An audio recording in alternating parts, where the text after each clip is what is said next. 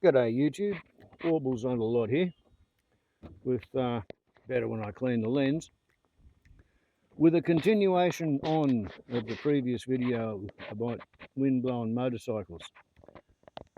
As you can see, Clip here has been in the wars. He's a very old bull swamp wallaby, sort of the dowager swamp wallaby. He used to be the alpha male and he's now a bit too old for that, and he's obviously lost a fight. And he's lost a lot of fur off his back.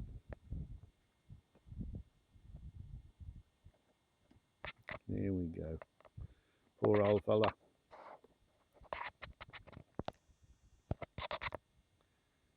Good friend of mine, probably 15 years old at this point.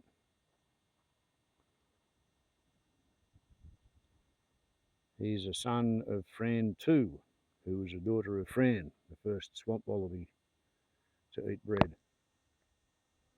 Anyway, as I was about to say, this video is a continuation of the one that ended abruptly when the phone ran out of battery this morning.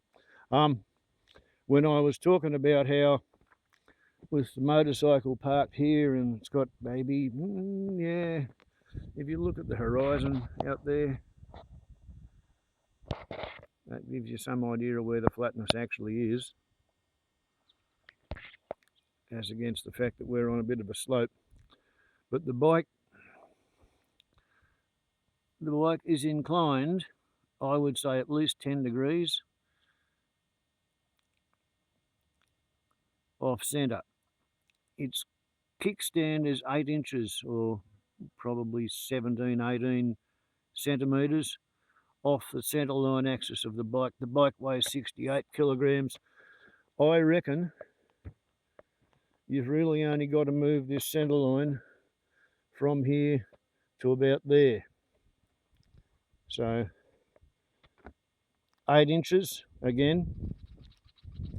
You haven't got to move it very far in order to get it vertically aligned with nothing stopping it falling left or right. And if you've got the wind blowing on this side of it,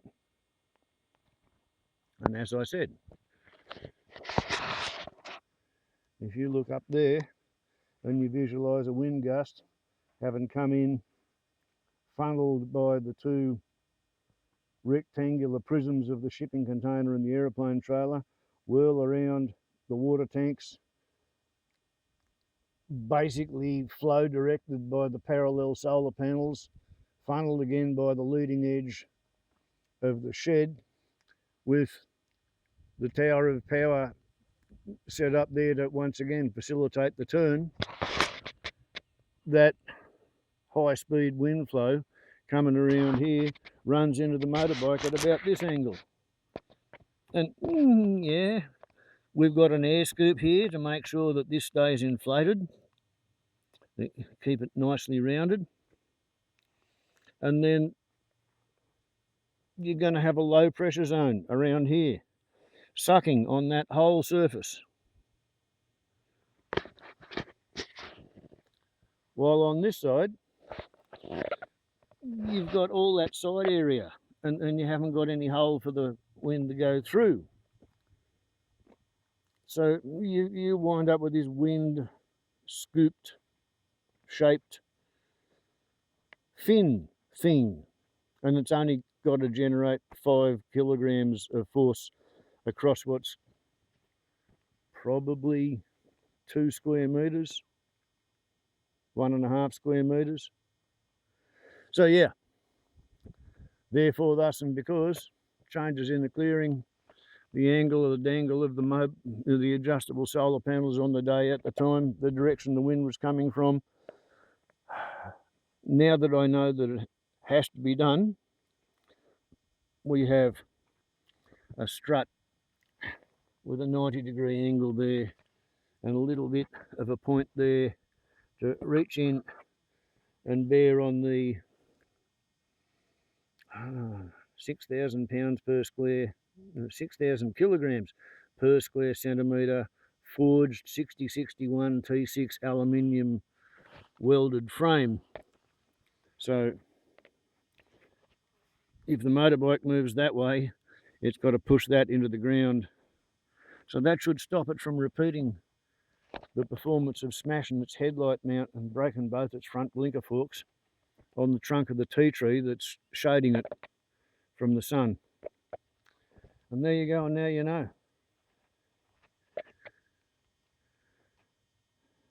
Getting obsessed with low-speed aerodynamics and being able to visualise airflow.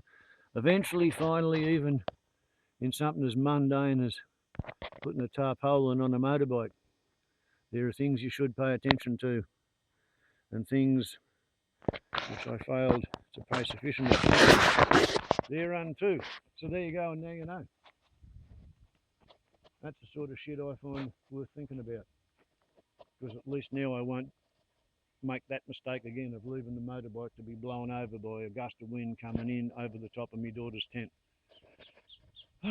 Things you have to figure out when you live in the forest. Warbles on a lot to YouTube. Ciao.